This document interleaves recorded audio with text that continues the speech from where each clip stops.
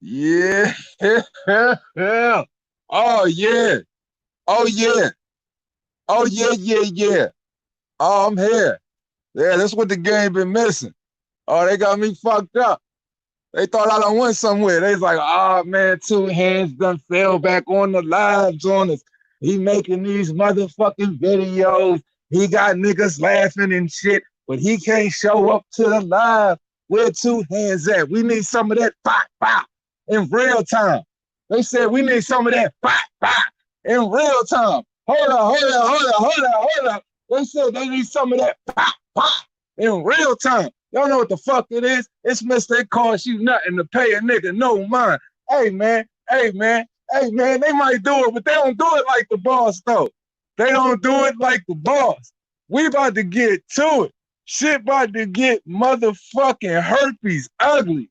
It's about to get uglier than herpes simplex in this motherfucker. Ugh, let's get it. Pop.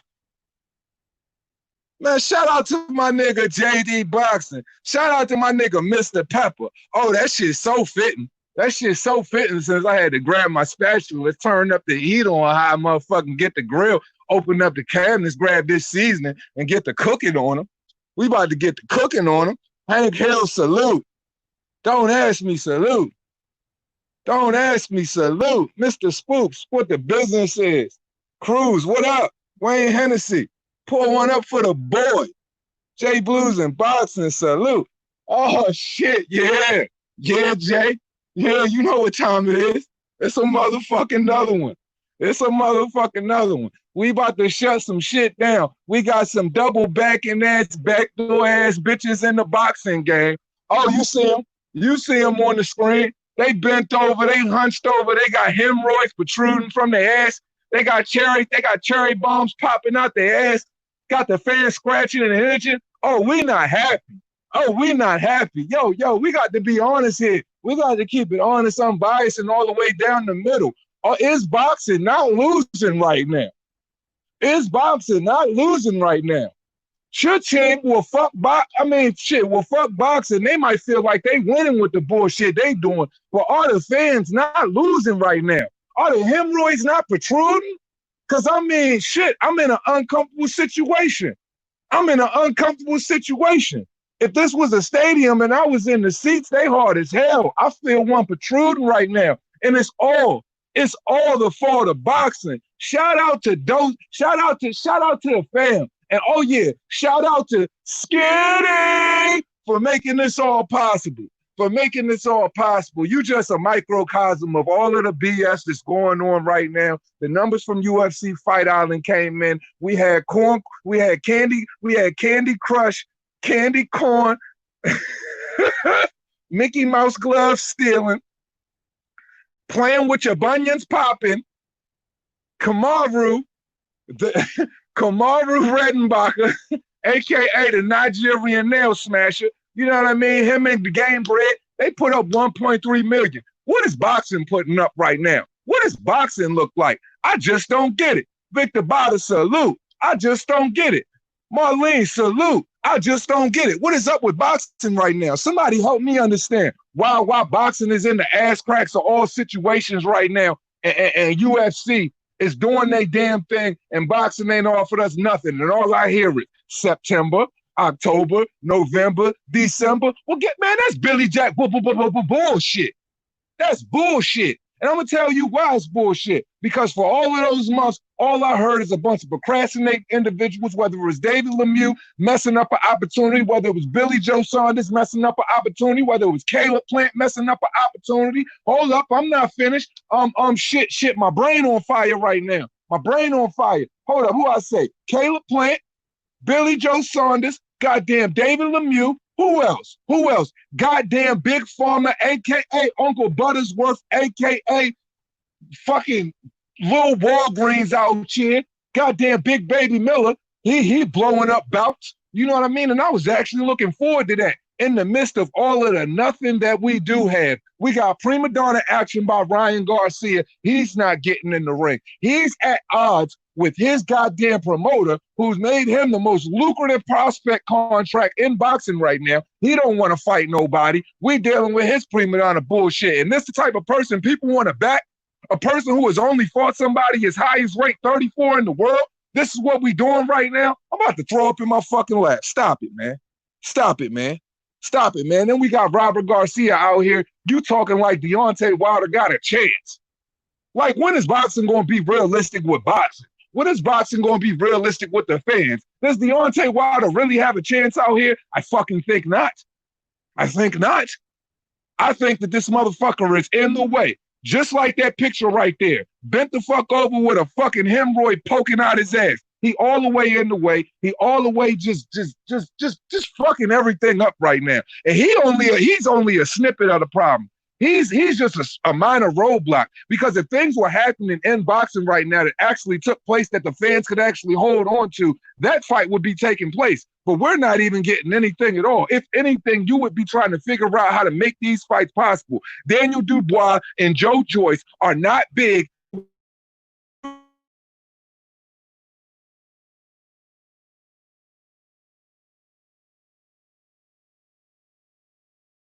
For before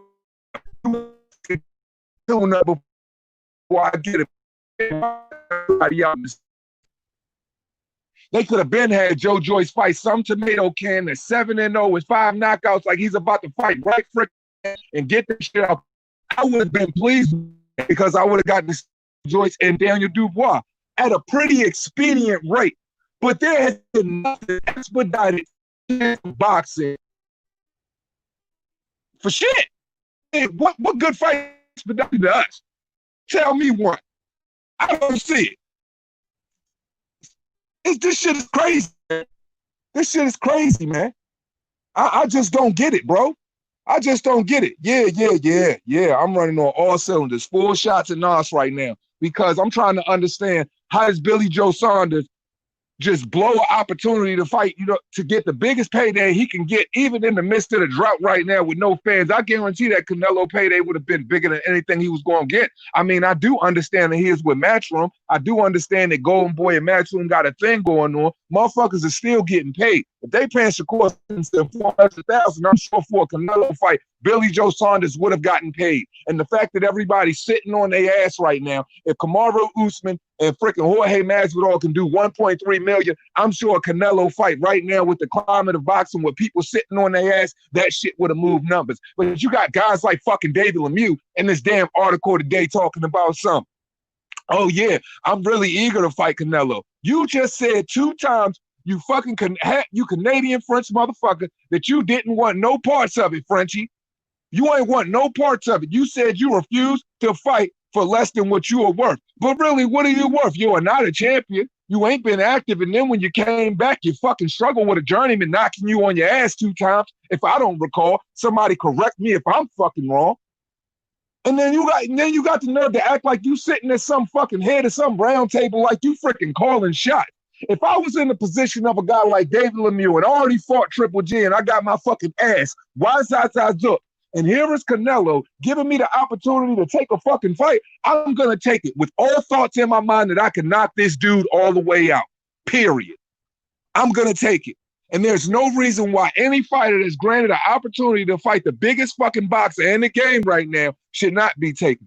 Because if you look at the biggest boxers in the game, like Anthony Joshua, look at him. They trying to figure out some wild Houdini shit, trying to put him in a castle with Kubrat Pulev and fight him. They're trying to come up with any weird venue that they possibly can and make something shake so they could possibly get 1,000 viewers in there or something to where they can get Anthony Joshua to fight Kubrat Pulev. He's so eager to throw his hands. Anthony Joshua is so eager to throw his hands, and that makes me so fucking happy. I'm gonna tell you why it makes me happy. Because when I look at the landscape of all these other so-called champions that's fucking giving me fucking mental hemorrhoids with all of their bullshit, with all their inabilities to unify any belts, without their inabilities to make any freaking fight happen, and I look at a freaking unified champion like Anthony Joshua who walks through freaking fire with gasoline drawers on 24/7, who was willing to fight without no fans, take a pay cut, etc., etc. Yeah, that shit get me charged up. And that shit gets me extra disgusted with all of the other guys that's talking about they don't want to fight. Talking about, oh, well, why should I take a pay cut? I get punched in my face. And yeah, that's for you, Demetrius Andre, because you acting like a certified sucker right now. Talking about, I get hit. Ain't that what you signed up for? Aren't you a professional? Don't you get punched in the fucking face? So what difference do it make? If you got a pay cut, you got to be understanding of the situation and understand that you are not the only one. Then you got the audacity to talk about, well, they need to take a pay cut and subsidize Anthony Joshua, freaking Canelo, and Manny Pacquiao. They earn their way to get to their level and make that money. You ain't even got to that level yet, man. You ain't even the cream of the crop right now, which you should be, because I respect your talent. But right now, dog, you rocking like you the sticky brown shit at the bottom of the barrel. You fall from the cream of the crop.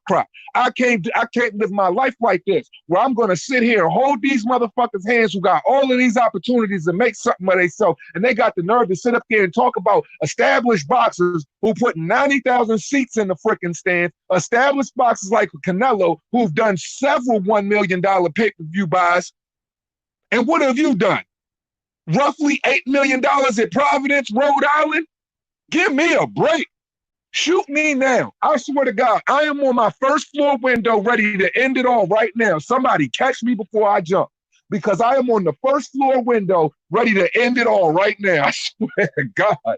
Demetrius Andrade, you got some nerve talking about something. I'm going to whoop him in front of the fans when I got the opportunity. And I don't take nothing away from Bernard Hopkins for making that statement today. Billy Joe Saunders, you had the opportunity. When fans come around, we're not even sure if you'll ever get that opportunity again. Because when you got an opportunity to fight a superstar, you're supposed to fight a superstar. You're not supposed to wait in the wing acting like you got all these damn options, and then you got the fucking nerve to talk about you be happy with fighting Demetrius Andrade. Well, what happened to that when you was juicing? What happened to all that when you was juicing? Then after the fact, when people was trying to make you interested in the fight, you were saying you wasn't trying to do it, because why? You were crying about Canelo. You were crying about Canelo. Now, Demetrius Andrade is coming out your mouth because you're trying to curb the situation because you want some quack shit. Come on, man. Let's keep it all the way official here. These motherfuckers don't do nothing. They don't bring nothing to the table. I don't care if it's from freaking heavyweight all the way down to 130 pounds. There's an excuse. You got Tank Davis. Oh, my God, man. You got this dude. Now, don't get me started on this fucking clown. He got the nerve, and this is why I'm pissed with him. Rachel Boswell, salute. Queen in the building. This dude has the nerve to go to Twitter, upload the fact that he is on his way to the freaking gym.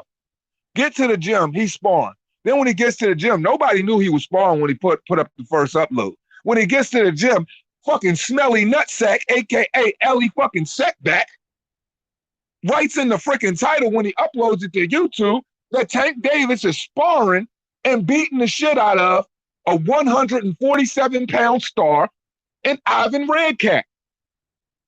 Hold up.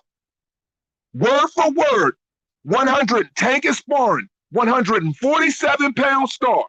Ivan, the lemon fucking head Redcat.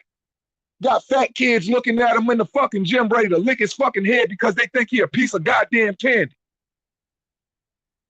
He's sparring a natural 126-pound, 130-pound fighter. The only significant thing this dude has ever done in his fucking life is get his ass kicked by Tevin Farmer at 130, then take his ass up to freaking 147, debut recently, just January, and get his ass kicked by Danny Slow Garcia.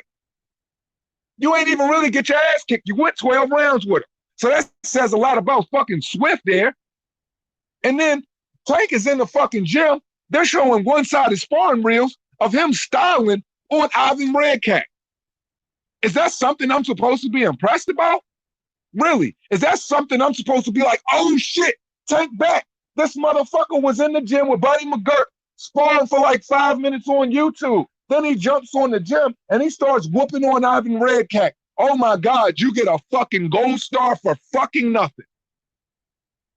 That shit is completely unacceptable. For one, as a fighter, you already know we don't upload that one-sided sparring shit. It make you look like a bully. And to motherfucking boxing enthusiasts who really know fucking boxing, everybody know Ivan Redcat is not no motherfucking 147 star with 23 fucking wins, 5 losses, and 1 fucking draw. And all of that shit and 4 losses came before he even got to 147. And then Danny Garcia fucking just had to he just had to be Danny Garcia's freaking journeyman at 147 and so-called tune-up when he got up there. Fucking Lemonhead. But this is your 147 star, and this is what fucking Sugar Tank Davis is out here doing, and you think people is impressed by that shit? You want to know what I told this punk ass on Twitter? This is what I told him directly.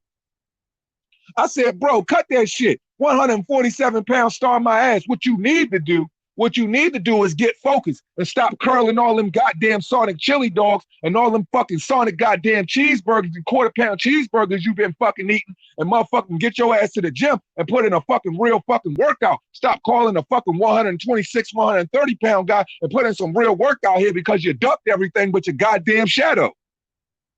You fucking joke. This dude is a fucking clown. Dragon Leg, salute. Jeffrey Gunlish, salute. Kerry Willis, salute. Immortal Boxing Truth, my brother, salute. Frankie 613, my brother, salute. Look, man. Darkside Development, salute, man. Shit. Gay J ain't shit. Well, you tell me a person with more top 10 wins than Gay J then, brother.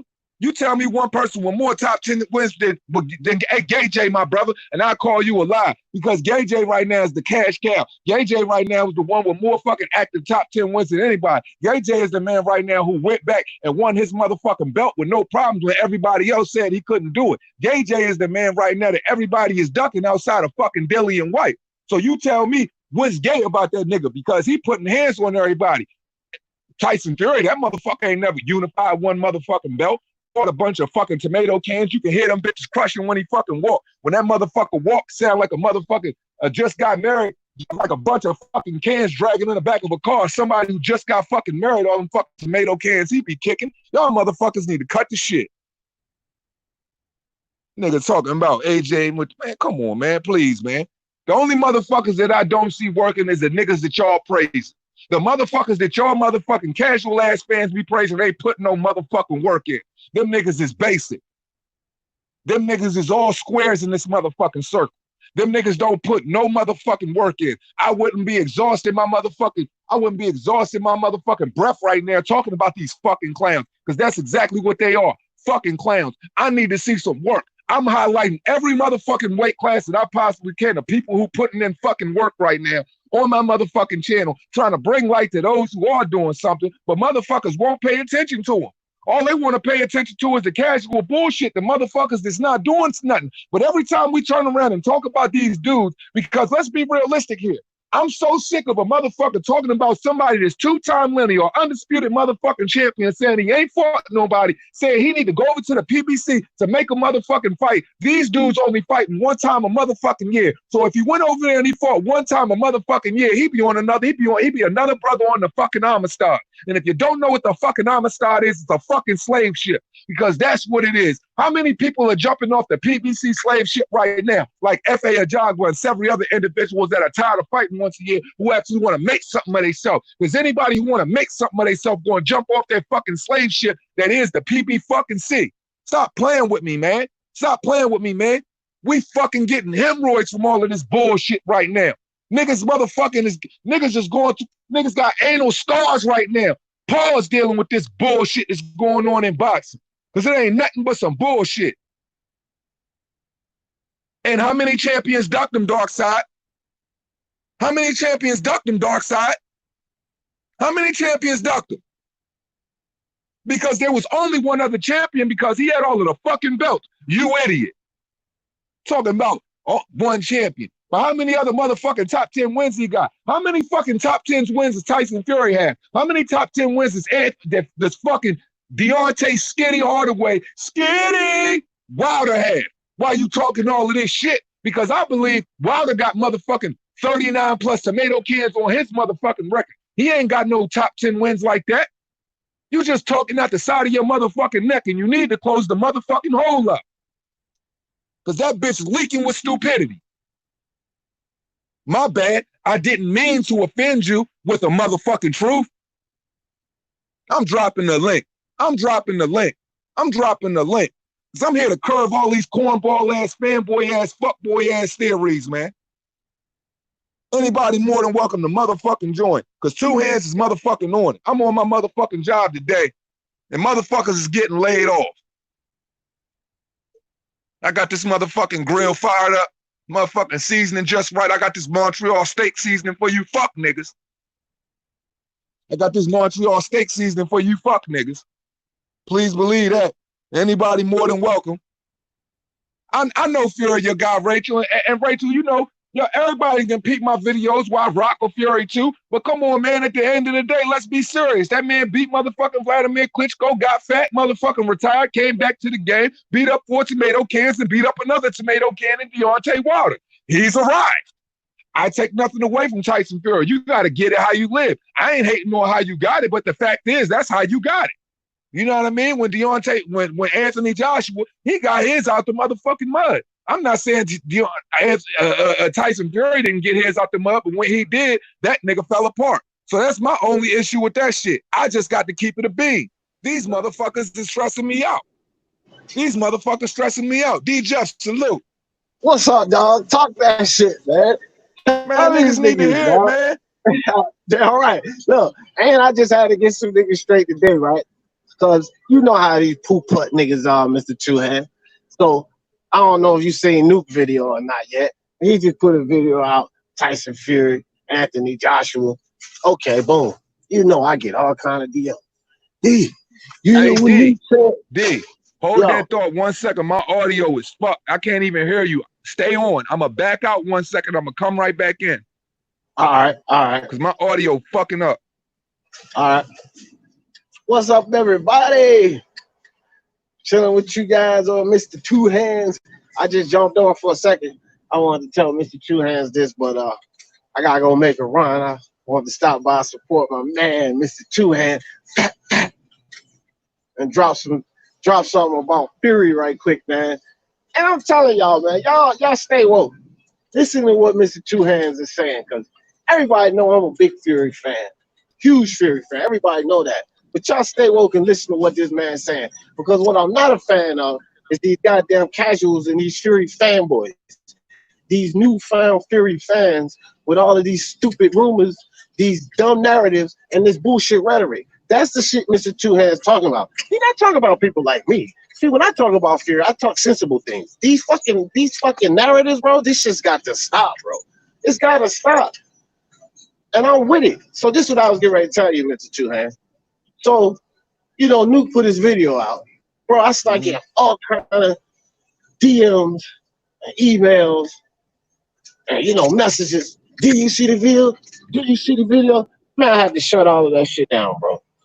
I didn't even see the video. What was it pertaining to? So, basically, Joshua Fury. And he was basically saying some of the same points you're making now.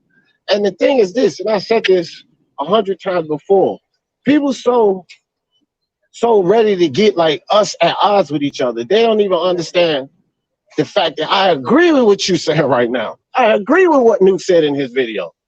Even though I'm a Fury fan, because I'm a realistic Fury fan.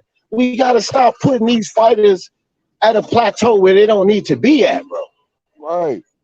That's the problem. Like, it's not about disagreeing or me being a fan of Fury. Why you talking shit about my guy? Nah. What Mr. Two Hands talking about is the truth, bro. You can't put Fury at a plateau so high. And when you look at his resume, you can't compare his resume to Joshua. So if you're going to give Fury that respect, then you have no choice but to give Joshua that respect, period. And if y'all can't think like this, then I don't know, man. Y'all might as well stop talking about boxing. That's a fact, bro, because my thing is this. My thing is this, D. Jeff. It's like, yo, it's cool to like a guy, but when it gets to the point to where you completely dismissing with the work that the other guys put in, and you overly exalting this dude, treating him like he's some god, that's a problem. I'm like, bro, bring it back down to earth. You can acknowledge what the other guy's done, because I don't know how many times or how many videos I've made that I've acknowledged skill sets. So my thing is, I'm not disregarding Fury's skill set or what he has done, but my whole thing is this. When I speak to people about Tyson Fury, their go-to in the conversation is Steve Cunningham. That's not good, bro. That's because that's the only freaking thing you can go to, or Derek Chisora on his first run. If that's it, bro, that's a problem. Right. And then that shouldn't be his fucking go-to. Nah. I mean, look. It's just like this. And when people like, I don't like, one thing you never hear me Like we talked about Fury before. I talk about what he'll do in the fight with somebody. But one thing you never really hear me debate anybody on is like debating Fury resume better than like I would even say Povetkin. While people start talking about forget about Anthony Joshua right now. While y'all talking about comparing Anthony Joshua and Fury's resume, you could look at guys like Povetkin and Dillian White, where you could compare the Fury resume before you even get to Joshua. So it's not even a discussion when you talk about resumes concerning Anthony Joshua and Fury. But these idiots actually account Wilder as being something spectacular on his fuck. Wilder is not spectacular on Fury's resume. Stop the foolishness. What the fuck is wrong with you people? See, DJ, look down at the comment I just put up, man. You got crackhead motherfuckers like this nigga, Dark Side Development. See, this nigga is purely immature, don't know shit about boxing. This motherfucker probably picked it up fucking last week like his first fucking bitch or something. And this nigga got the fucking audacity to sit up here and come in talking about this motherfucker is gay. It's well fucking documented. Bitch, nigga, the nigga got a fucking son. This nigga probably bust more motherfucking nuts than you probably ever. Oh my God, man. What is documented? Okay. You talking about homosexuality? Fuck that. Talk about what the man brought to the game because I ain't heard I have not heard one valid fucking bit of information come out of your mouth about any heavyweight boxer that have you brought to my attention yet. You just talking out the side of your neck and I already told you to cork that bullshit. Well, look, check this out. I got a question for Darkside. Okay, let's say he is gay. Well, it seemed like to me, you and a lot of people mad that's making a point about him being gay. Y'all must be mad that a gay man that beat up all y'all fucking champions. And y'all must be mad that a gay man better than y'all fucking champions. If that's all you can talk about, what you mad because a gay man better than your champion? Because regardless of what you want to call him, he's better than your champion. Period. Unless that champion is Tyson Fury. Then I beg to differ. But outside of that, though, he's better than your fucking champion. Period. Hey, Blues and here. When you talk nigga well documented sexual, what do they say about the rest of these niggas ducking him then? If he's a homo. And first of all, what are you clocking a nigga's quality for, bro? Man, the nigga prettier? Like, what you man? Bitches or something, nigga? What you don't get no fucking life or something? You deprived of something following this nigga Instagram, big mad this nigga got you don't nigga? God nigga, if you feel like you can get your dick wet, jump motherfucker. These niggas is clowns, man. These niggas is all the way clowns. They don't say with nothing with fucking substance. I gotta battle a bunch of motherfucking stupid motherfuckers. It's like trying to nail Jello to a fucking wall, man. God like damn. Two hands. You letting off some shots, bro. Yeah, you already know. That's them Bertel shots. That's a grenade launcher. I came in the chat. I was like, "Oh damn, who you getting in? Who you going in on?" I just came in the chat and said, "Oh shit, tough man, look, man. This what it boils down to, D. Jeff. I've read over freaking 13 freaking articles today that completely pissed me off. That almost blew my motherfucking top, dog. I swear to God. From David Lemieux to goddamn Bernard, to fucking David Lemieux to damn B-Hop to goddamn who else? Billy Joe Saunders. To freaking, you name it, to Robert Garcia. Well, he ain't really pissed me off. It's just his delusions acting like Wilder actually got a chance in the third fucking fight. But God bless him for thinking so. What's good? Scroll down to South Croy comment, man. He said Wilder put like a gay bitch. You shaking his ass like a hoe. Oh, South Croy, you just got me lit off that one. Yeah, you talking about this nigga, a well-documented homo. You got this old greasy back-ass nigga outside with his kids popping ass and shit like that. What this nigga, part-time homo, part-time fucking child molester? Like this nigga weirding me out, fucking Chester. This nigga acting like he trying to do a motherfucking ghetto ad for a fucking Vaseline commercial or something. Like he trying to get picked up. This nigga full-on weirdo. What type of grown-ass man is twerking the motherfucking TLC in 2020? What type of grown-ass man is twerking it all? Got his goddamn black back glistening on a motherfucking Friday night talking about this for Juneteenth. You got to be out your goddamn mind. Sick-ass nigga, man. This dude Almost was made me throw up my 6'7", meal. 6'7", twerking. With the pants pulled down to his ass crack. What the fuck? 6'7", turking his man meats. Nasty ass nigga, man. His girl was like, I swear to God, I know Telly was sitting there like, man, if this nigga did not have money, I swear to God, this nigga's the lamest nigga, bro. Yo, Like, peace to the panel, man. This is crazy, bro. We've got homosexuals in boxing. It's fucking crazy, bro. man, shit is out of control, Jedi. It's like, I swear to God, it's like I'm trying to have fucking conversation with a bunch of fucking degenerate fucking children, man. Like, these dudes don't have no fucking idea about the sport. It's almost like they come in here like Frodo Baggins or something just specifically to fucking troll the chat. Fucking bunch of weirdos. That's crazy, brother. That shit. Yo, I you know, we went from boxing. Now we talking Joshua's sexuality, but not on your behalf. You know, you guys are just correcting motherfuckers with this. This is crazy. Like, what's wrong with y'all? What's wrong with y'all, motherfuckers, man? Jedi, it's like, yeah. It's like what really perplexes me is the fact that, you know, the whole title and topic of this conversation is the curve. All of the problems we having in boxing, how people fed up, and how I'm basically saying fucking like what the fans are getting from the sport of boxing is almost equivalent to a fucking hemorrhoid protrusion. Like real rap. Like that's how fucking irritating the shit is. Yeah, that's official. What you just said is official, bro. Hell yeah. Hell yeah. Hell yeah, kid. And motherfuckers talking to me about homosexuality and boxers. I'm like, bro, I'm out here. I'm trying to fucking find some way to correct the bullshit in the game. I don't want to talk about that corny ass shit. We're having problems in boxing right now that needs to be fixed because we have a lot of fucking talent in boxing, bro. This type of shit should not be going on. So D, two hands, fellas on the panel. We're talking boxing. We're talking leather gloves here. And these guys are talking Joshua's cock print in his pants. Oh my God. Because they look, you know why they don't have nothing else to talk about? They know the man's beast mode, so they can't talk about his boxing because he beating everybody. You see what I mean? So all they got to talk about is this fugazi ass shit that don't matter. It's irrelevant to what he's doing in the ring. No matter if he was homosexual or not, he beating everybody up.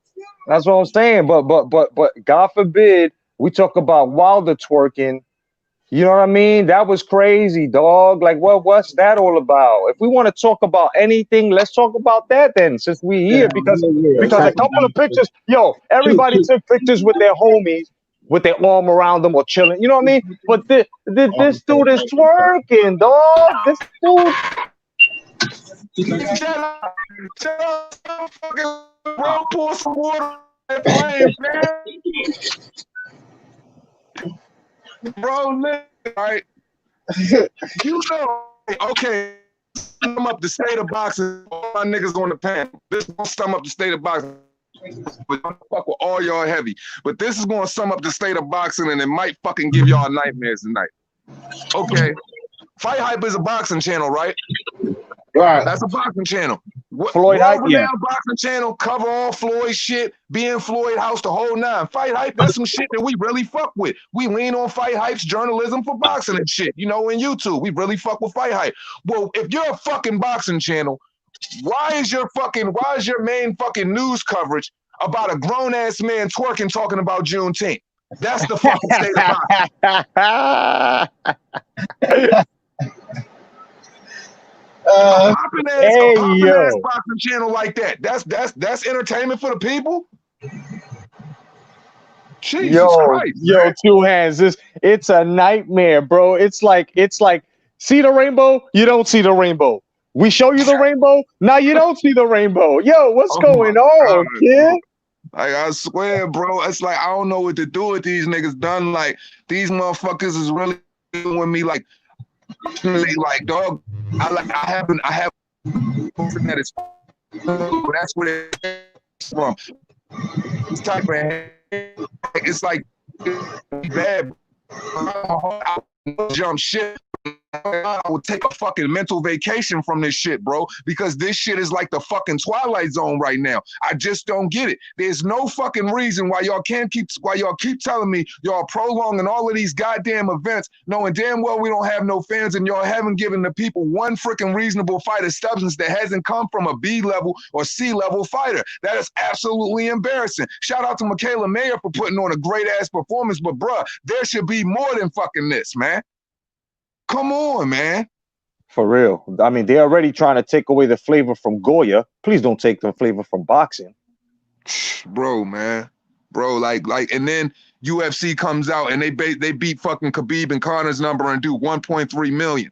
That's a situation where it's like, yo, if it's really becoming a conversation, UFC and boxing in this current state and this time that we're living in now, it is really becoming a conversation where it's like, yo, you got to give these motherfuckers, they just do. They are fucking here. The numbers are showing it that they fucking arrived. Like, yo, come on, man. Yo, the live I was just talking about before this one that I just shut down, I was saying, you look at the heavyweight division in all combat sports is generally the most popular division, the big guys. Well, you look at their heavyweight trilogy versus boxing's heavyweight trilogy. Fury versus Wilder, Stipe versus Cormier. That shit, Stipe versus Cormier is way more interesting.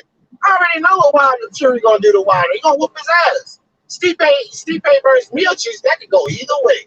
Both of them niggas knocked each other out. Man, that's gonna be a fight. But I don't give a shit about the Fury fight. I would rather see Tyson Fury fight Dillian White before I see him fight Wilder again. That's a fact, bro. And I feel like, you know, what the UFC has shown me, and one thing that I've always understood is momentum, bro. And it's just like, okay, you start off your first event while all of this bullshit is going on and shit like that, right? People like, oh, we're gonna see how this shit is gonna go. Boom. Okay, it works out. Good ass fucking fights. Move on to the second one. Then boxing comes on and they try to catch up late. But my whole thing is this, bro. You got to get out there, out the fucking gate and start, bro, and to build your momentum. Your momentum, you shouldn't be starting trying to fucking gain traction in fucking July and just now starting to get going. Y'all should have been on this shit. Y'all should have been about the protocols. Y'all should have been about the fighters. Y'all should have been putting these fucking B-level fighters in the fucking ring. And this is the thing. A pandemic should not have fucking birthed boxing on fucking Tuesday and Friday. That shit should have been going on, bro, because that's what we need. We need that shit on. We need it on fucking regularly, bro. I'm tired of hearing about fucking Billy Ho Saunders, man. I'm tired of hearing about motherfucking David fucking Lemieux. Don't want to fucking do nothing. Fucking ponytail wearing fucking shaved head fucking hipster, man. Get him. Hipster, man. Get him. This fucking hipster, man, got the nerve. Motherfucker got knocked down fucking 2 times in the fucking winter, man, and got the nerve to act like you can demand something with fucking Canelo, man. Get the fuck out of here, man. Caleb Plant, what the fuck is you talking about? All these niggas is acting real pussy. That's why I said Unification is giving me hemorrhoid protrusion, because this is not happening. All these motherfucking wearing pussy, swear to God, I can see motherfucking tails hanging off your asses, Dragon Ball. Your mother lines, man. Fucking right. Fucking super. Y'all barely motherfuckers on. Y'all pussy right now. I'm tired of this shit. Bunch of fuck not hugging that niggas, man. And I'm sick of it, man. I'm just sick of it, bro. It's like, what are we going to do? Like, yo, are we really looking forward to Joe Joyce, Daniel Dubois in the fall? Yo, we going to clap that shit up? Is that the big move? I feel you, B. And those motherfuckers over there in PBC too, stop hiding your champions. Stop hiding your fighters. I'm glad that fucking the jog bar left. And what's gonna happen is Matchroom, fucking Top Rank, and the rest of these motherfuckers gonna grab up the good ones and they're gonna make them competitive. And boxing's coming back. I've been saying this shit for years. That's Forget about PBC. Swooping them up like rich niggas with fresh women is bait, man. Swooping them niggas up. Grabbing them all up.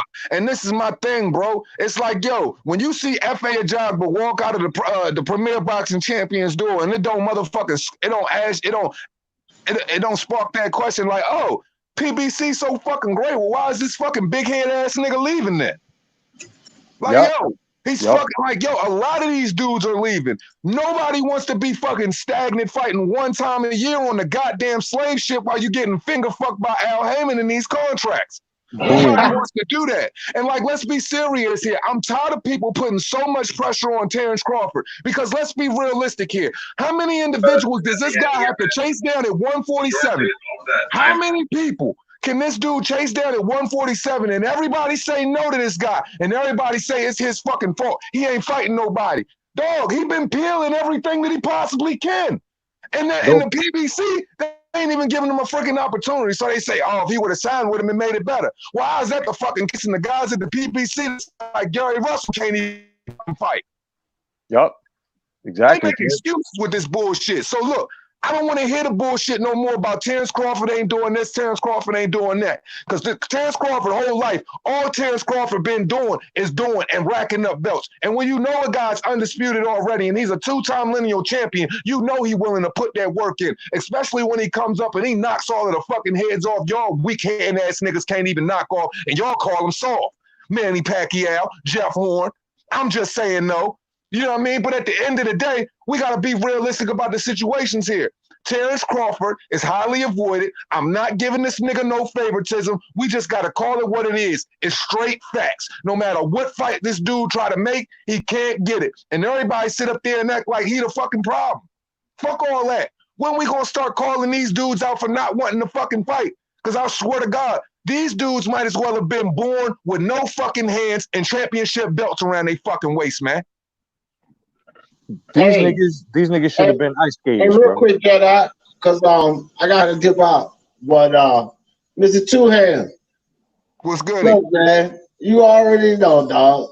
I want you to keep spitting that fire, tear these fanboys ass up. I wish I could stay longer, dog, but I gotta go do something right quick. Man, You I'm know on. me? I'm Appreciate on. you having me on, man. You already know. All Z time. All Z time.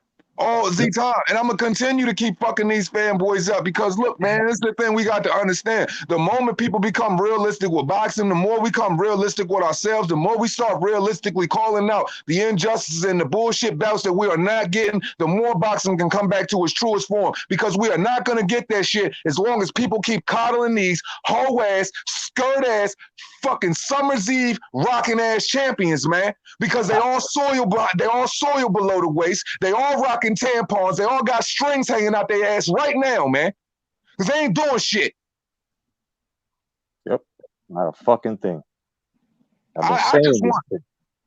man, Jedi, man, J Blues, man. Look, man, this is the thing with me, man. I just want boxing to be restored to some form of greatness, bro. It don't even gotta be 90s, 80s, 70s golden era great. That shit can be late 90s great. Where shit, we ain't have a lot of fucking heavyweights, but the super middleweights, the fucking middleweights was popping. You know what I mean? The welterweights was popping. Dudes No was doubt. still fighting, mixing it up. You know what I mean? Jermaine Taylor, Calzaghe, Roy Jones, you know what I mean? Manny Pacquiao, Floyd Mayweather, fucking Sugar Shane Mosley, all of these dudes was mixing it up. Well, you didn't even think about the heavyweights. The younger guys, the smaller weight classes always scrapped harder than the heavyweights. It always made them unified clashes because the heavyweights always got to shine, bro. These dudes ain't even scrapping out tough right now. I don't get it. It's like weight class on weight class on weight class on whole, brother. Only fucking faith. The only faith I got is in 175 right now. I swear to God, bro.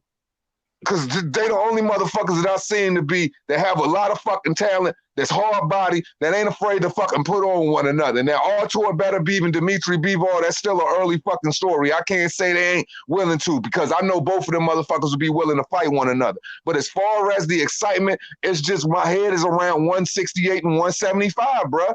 Because it just seemed like nobody else want to do shit. Well, Nobody. also what it is, brother, is look, man. You know, if we tell him the truth, then let's lift the fucking veil. You know what I mean? It's this, man. A lot of motherfuckers sold their competitiveness out to the mighty dollar, bro. You know what I'm saying? And that is pure fact. That's exactly what it is because a lot of these guys want that Floyd Mayweather type lifestyle. They want less fucking you know what I'm saying? Less how do you say less damage and more reward. That's what these guys. That's what these guys are seeking. So they sold out their competitiveness to the mighty dollar, son. That's why I call these fucking guys of this era, some of them, the ones that are out there that are showing us that they ain't shit, are fucking sellouts. And the fanboys that are behind them, pom-pomming, waving, their nipples all hard, protruding and shit, cock licking. You know what I'm saying? You know, this is exactly what I'm saying. I've been saying this shit for years, and I'm glad that you standing on it and everybody else stands on it as strong as we're fucking doing. Because these niggas are fucking fake as fuck, son. Like, come on, man. I know the difference between steak and a fucking pork chop, dog. Man, bro, man. And that's truly the case, bro. You look at the situation, the increased pay scale for these freaking lower tier, these so-called champions. I mean, it's gotten so out of control over the years. It has created between Great Warrior interacting in fisticuffs with Great Warrior. Now we got this freaking level of, oh, I don't want to do it. Oh, I'm rocking with this side. And it's all based on the fact of I can go in here and I could punch this fucking stoolie in the face from God knows where out of some ass crack corner of the freaking earth, knock him out, make it look satisfactory to the fans, and walk away with a cool $1 or $2 million, then engage in warfare, risking it all against somebody that's a freaking dog for an extra couple of million. I'd rather just keep letting the bullshit fuckboy fights rotate. These dudes got to get off of that shit. But this is the thing. You will never become a star as long as you keep kicking over tomato cans. You have to challenge yourself. And this is the thing, bro. Boxing fills seats easily when you have great competition. Because guess what? Those that weren't there for the first bout will be there in person for the second. I promise you that. Hell yeah. That's just how it goes. That's how it goes, bro. You think Mickey Ward and fucking Arturo Gatti was just the most popping shit ever? Fuck no. Them dudes created a fucking war. And you know what? The bunch of empty shell ass motherfuckers. Let's talk about wars. How many wars have we gotten in this fucking cotton candy era, dog? Two. Clearly. That's it. And then they want to wonder why we walk around these YouTube streets with swole nuts. Nigga, motherfuckers pull overtime and pay you motherfuckers, you boxing ass, fucking air swinging ass, air pump fucking night Reebok wannabe ass niggas. You out there fucking doing nothing, and we over here putting all this money into your shit. You know what I'm saying? You don't have merchandise, you don't have nothing, but yet they want us to believe that the WBC, which is a sanctioning body, can become a franchise without franchising any fucking thing. I mean, come on, guys. We're not fucking blind here. You motherfuckers are fake, bro. Y'all niggas are swinging at air right now, dog. And you got no wars. You can't even make a fucking, if you wanted to, a fabulous 4 out of any of these motherfuckers, kid. You can't. But you could do it. You could do it in Floyd Mayweather and Pacquiao's era with a couple of them. You know why? Because they were fucking competitive, son. You know what I mean? And I could respect the people that are fucking saying, yo, I can't stand fucking Floyd Mayweather. Okay, we could respect some of the things he did. But now the political side of Floyd Mayweather, the shit that really fucked up boxing after 2012, dog, it's fucking disgusting, man. And this is what we get. This is what we get for caping and hoping and fucking serial face fucking fake ass fighters like Wilder, like Danny Garcia, and the rest of these fucking PBC fucks. Two motherfuckers that I just can't stand. The motherfuckers make me break out in fucking hives. I swear to God. And you know, speaking on that, the problem continues to persist because, you know, everybody always use, oh, it's the Floyd Mayweather it's the Floyd Mayweather syndrome. But this is the thing. Floyd Mayweather fought over fucking 20 fucking world champions in 50 fucking fights. Floyd Mayweather put the work in. If Floyd Mayweather went to a strip club, this is all facts, he jogged the fuck home. Floyd Mayweather was the hardest fucking worker in the fucking business. Floyd Mayweather never put a fucking drug in his body. Floyd Mayweather went to fucking work. Floyd Mayweather matched himself up with guys. Floyd Mayweather fucking dismantled Diego Chico Corrales while he was in his fucking prime. He couldn't win fucking 1 fucking second of 1 round with this guy. At the end of the day, these fighters these motherfuckers don't even got a Baltimore on their record. Bottom line. They don't even have a Baltimore on their record. So when you sit up there and these dudes try to, you know, say, oh, they trying to use the Floyd Mayweather thing. Well, look, they ain't using the Floyd Mayweather fucking tactics because They ain't put in the type of work, because if they was taking the Floyd Mayweather route, we would be excited about the fucking bouts they are having in the infancy, in the middle of their career, even heading into the fucking twilight. They will be fighting somebody a fucking honorable mention. That's something we do not get from these guys, but they still try to milk the cow. And thankfully, they have a selfish ass fucking bald-headed fucking Mr. Smithers looking black motherfucker over there in charge that's trying to keep their ass away from the goddamn, keep their ass away from the bag and working with other people, and told them, yo, black power, stay over here. This where the good money at. While everybody out here passing you. Tevin Farmer been past them niggas in the bag. All of them dudes over in Matchroom and Top Rank been getting more money than these clowns. I literally did a video about Danny Garcia called the freaking Matrix Diagnosis, False Prophets, and I literally break down how he ducked the Terrence Crawford situation, and the first offer was $3 million. He never rebutted and came back and tried to negotiate for a higher offer. But you took 2 fights. You took 2 fights, and it didn't even equate to that.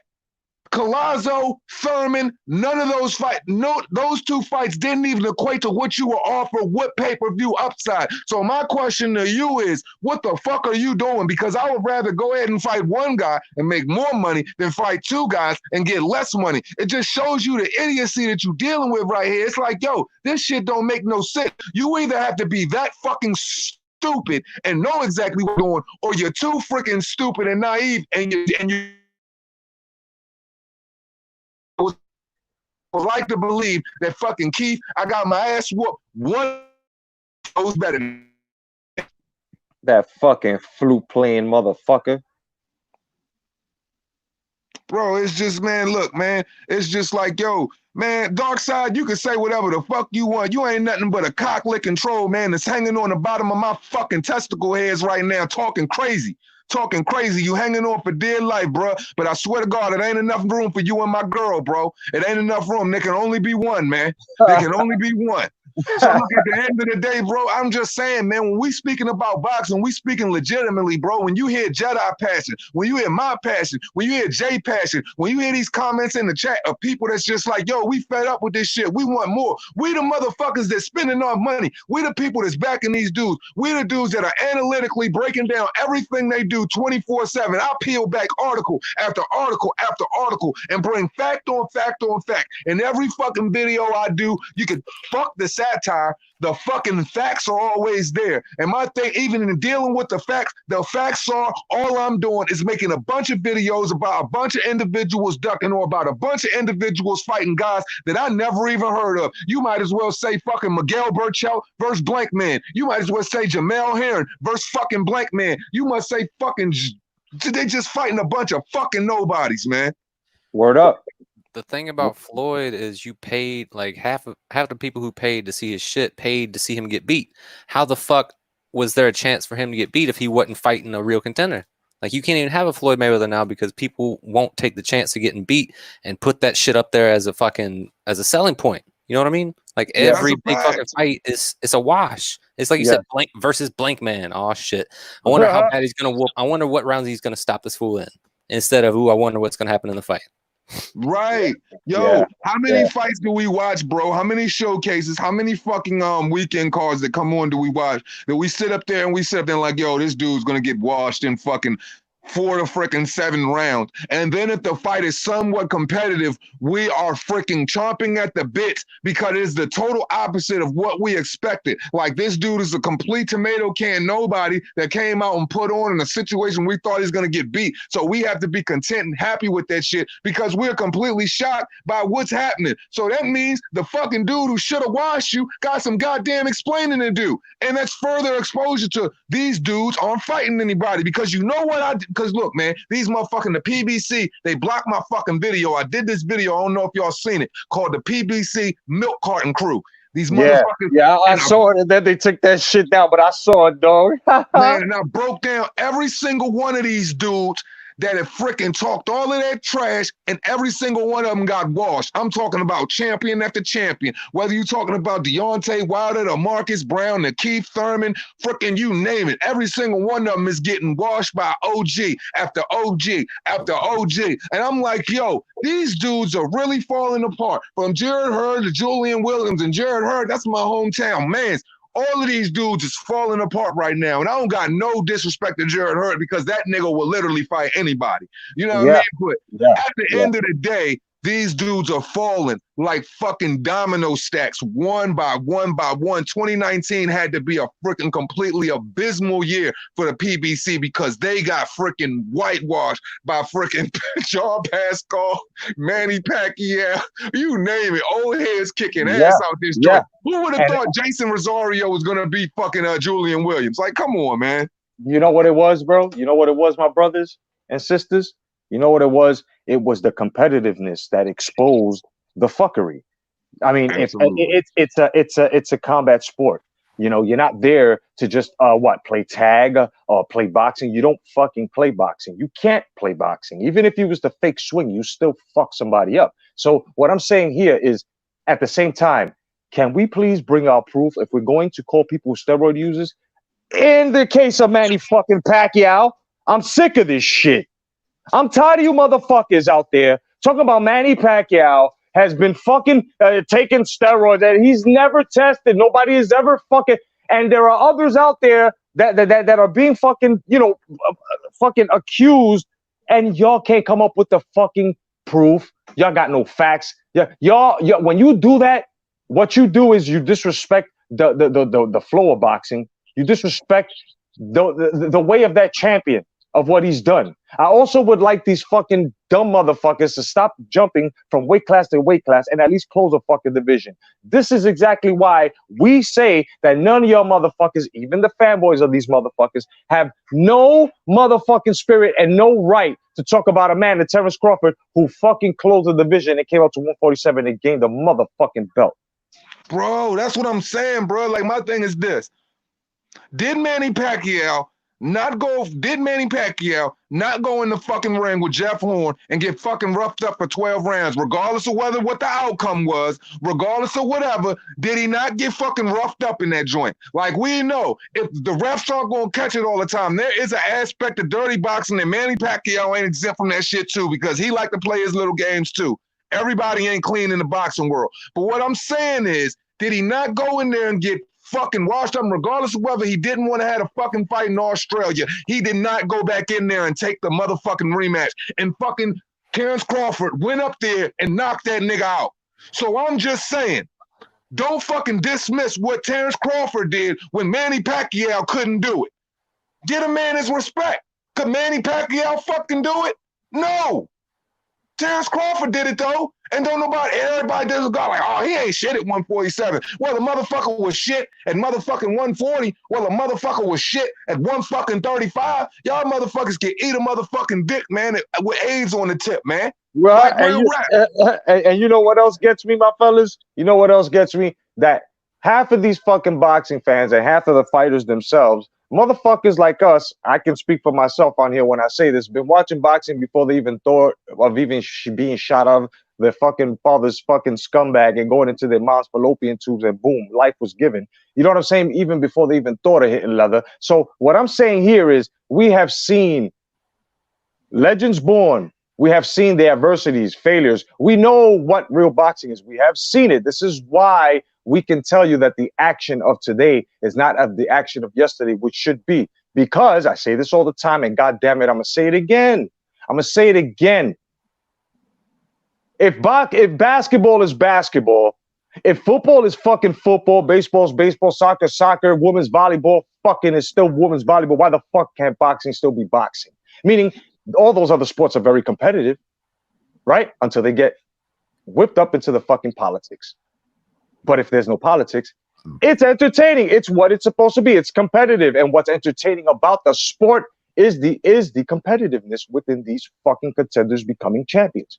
So my question here, you fucking fake ass fucking fight fans and you fake ass fucking fighters out there, why are you in the sport if you're complaining and you want to make a lot of fucking ledgers and and I'm gonna say this fucking word, a lot of stipulations in your contracts, right? Mm-hmm. This is what you guys want to do now. You want to lessen the fucking playing field in order for you to have the advantage. Just like these fucking guys that are fucking competing in women's sports and everything else. You think we didn't catch on? It's kind of fucked up. It's kind of fucked up on how you guys have exposed yourself. But at the same time, it's really the competitiveness within the sport, the way of the sport. You see, if there was no competitiveness, then how the fuck would boxing be boxing?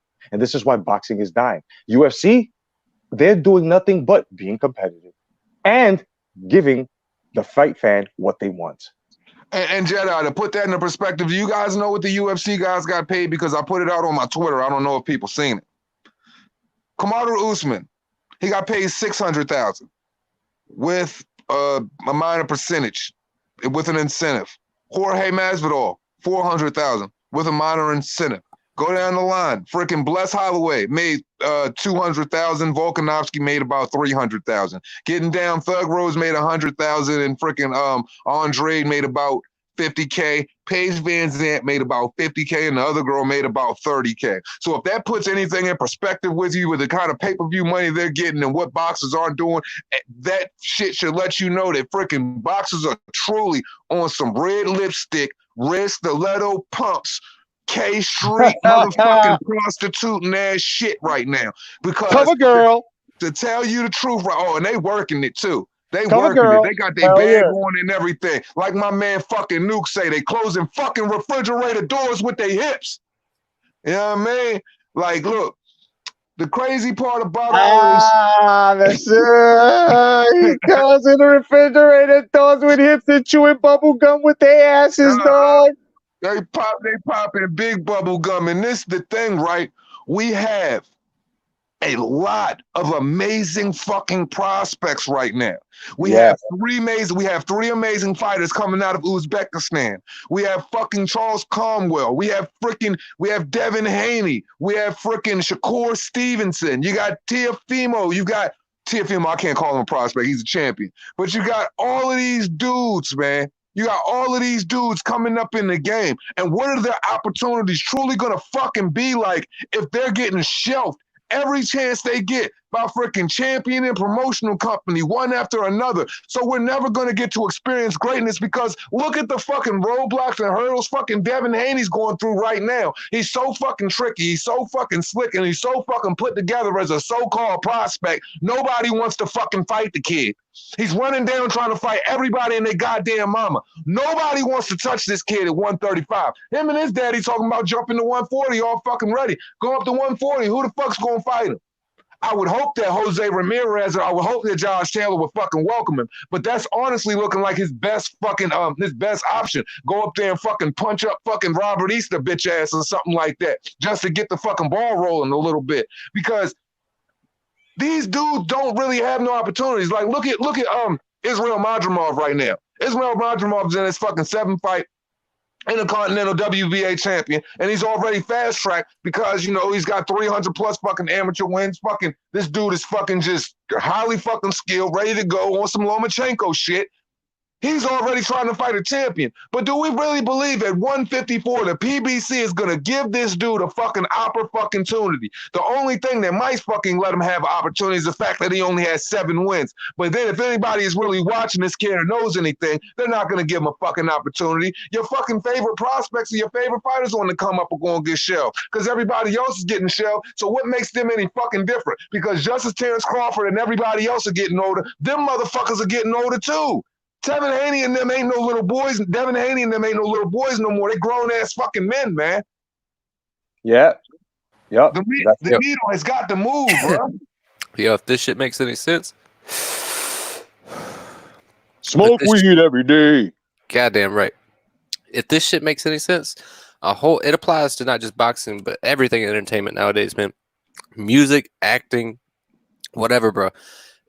They aren't really boxers anymore. They're playing boxer, right? I had this point brought up to me by an old pro wrestling expert saying that wrestlers are no longer doing the things that the WWF did in the 90s, the 80s, and old school people did in the 70s. They're playing wrestler. They're not actually being wrestlers, man. They're playing the fucking part. They're getting all the pageantry and all the fucking decadence, but they don't want to go through the blood and guts and actually be that, if that makes sense. Oh yeah, 100%. That's exactly what it is. It's you know what else is? Go ahead, John. My bad. Two hands. You know what else is the problem? My bad. The gentleman on the panel. What's your name, brother? J Blues, man. J Blues, what's up, brother? I'm Jedi. I'm Jeff Cotto. What's good, man? What's good, brother? Good to meet you. What I was saying here, fellas, you know what the other problem is too? You see, you got motherfuckers like Tank Davis, and I'm about to swell some Twinkies here because there are a lot of Tank Davis fans. I understand, no doubt. Just like this Canelo fans, I understand. I swell your Twinkies too, no doubt. Okay, I just gave you my disclaimer. Now, this is the shit that gets me upset. What gets me upset here is you got motherfuckers like Tank Davis who are supposed to be at least 135, 140, right? And the rest of these guys are supposed to be beating each other, you know what I'm saying? But instead, we got motherfuckers 130 all the way up at 135 or 140, and then like a Mikey Garcia who don't belong at 147. I mean, for Christ's sake, fellas, show us who you are. Let us know, because to tell you the truth, after their career's over, just like Canelo Alvarez, what can we call these guys? Multiple weight champions? But not really. Because they don't even have at least one fucking title defense on the titles. They're just switching up and keep going and keep going up and keep going up, right? So, and then look what happened. Mikey Garcia, right? Look, boom. So these guys belong where the fuck they belong. Can you please stop going up and close the division, gentlemen? That shit's kind of a cop-out too, right? I'm gonna go like Sugar Ray Leonard going up and knocking out Danny Lalonde, and you knew he wasn't going to defend against no big ass light heavyweight. You're just going to go up there, grab that shit, and go, all right, adios, motherfuckers. I got the belt. But the thing, right up that joint, knocked him out and dipped. Said, here you go. Yeah, no doubt. Yeah, I did it. Yo, he fucking 5-pieced them too. But the problem here is, you see, I can understand where you're coming from, J Blues, but that's sort of different because Ray Leonard was almost on his way out after that. You know what I'm saying? Well, he had like 2 more fights after that. It was three. It was the Tommy Hearns. That's just my reference. I would have said Canelo Kovalev, but I don't give a fuck about New Age fighter. I'm sorry. I try to watch New Age fighters for real. They seem to me like they're hitting pads in the ring. Stupid as shit. Like, go ahead, y'all. My bad. I'm really laughing at the comment. Like, this might sound asinine and make me kind of look retarded, but it's how I think, man. It's like they're using their training to fight, and they're not trying to fight using their training. Like, they're trying to use hitting pads, right, instead of using everything as a collective to bring it in. To acquire information for a certain situation and to enact the fucking tactics in a certain order. Like, it just seems like they're hitting pads, man. They're doing repetitive movements and maneuvers that they did over and over and over. They're not using their brains to think and adjust and actually apply that shit. That's what I'm meaning to say. I'm searching for the word apply. They're not applying everything they fucking learned in the situation. They're waiting for that scenario that they've trained 1,000 times to pop up out of nowhere. You know what I mean? Yeah, I feel you. Yeah, that makes perfect sense because, to be perfectly honest, the guys that they are fighting are their fucking basically should be their training. And and so that does make perfect sense. And it's a pretty fucking well-defined way to portray exactly what is going on in boxing, because I swear to God, these motherfuckers is all they all work at Jiffy Lube, because all the motherfuckers do is do tune-ups. Like the old school fighters, right? Old school fighters would take a chance and take a death-defying leap of madness in the middle of an exchange to go after something they see. You know what I mean? Instead of waiting for the fucking old routine to kick in. Yeah, exactly. And then of course, you got these guys who give their champions, their fighters, the way out and shit. Oh my God, bro. Yeah. This cannot be a realistic comment. Word up, man. The motherfuckers come out of nowhere and they be like, yeah, but you don't want him to take that much damage, you don't want him to take brain damage, CT scanners and stuff. And I'm like, just shut the fuck up. Shut up, because it's a full contact sport. All right. Dark. Okay. Dark, but Phone Jack. You said Mikey Garcia didn't come to fight against Errol Spence. Well, I beg to differ because a guy that fucking comes up 2 fucking weight classes to try to fight a guy, that definitely shows fucking heart. Errol Spence motherfucking looked like a damn fool for even trying to fight this guy 2 weight classes under. It's like walking outside and watching a fucking 10th grader beat on a fucking 5th grader. Like it makes zero fucking sense. So you got to understand here, when a guy is 2 weight classes smaller than you and you're going up against a guy who shouldn't even naturally be at 147, he should be campaigning at 154 to 160, and he's an avid body puncher. What do you think you're going to do besides go inside a fucking turtle shell? If you should be focusing on the fact that Errol Spence couldn't knock this fucking guy out with his big nipple having ass. Explain that shit. Motherfucker, he couldn't knock this fucking dude out and always signing up Bravado with fucking 4 weeks left and shit like that. He couldn't knock this dude out and won 12 rounds with a fucking bloated lightweight. That is absolutely despicable. And at the end of the fucking fight, he said it was disappointing that he couldn't get the fucking knockout. You goddamn right it's disappointing you can't knock out a fucking bloated freaking lightweight. That explains a lot.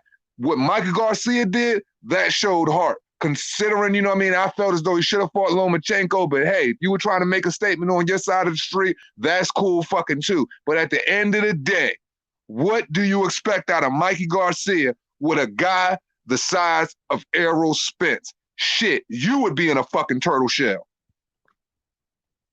But that's all I'm saying. Yeah, anyway. no, that's fact. That fucking cookie nipple having ass motherfucker, bro. That's a fact. Nigga, That's nipples look like Oreo cookies and shit like that. Yo, them just look crazy, son. Yo, I was talking about this shit with motherfuckers in the what was it, my last live and shit. I was telling niggas, bro, in the last fight hype video, you know, he was talking to I think it was Danny Garcia or whatever, and yo, my man nipple looked like fucking them fucking construction cones, kid. This shit's brolic, dog. This nigga, yo, this You nigga say nipple. brolic? This nigga nipples, yo, this nigga nipples is strong, bro. I'm trying to tell you. Bro, you can put them things against walls and just make your own pull-up ball with them joints, dog. This is strong. I bet this nigga.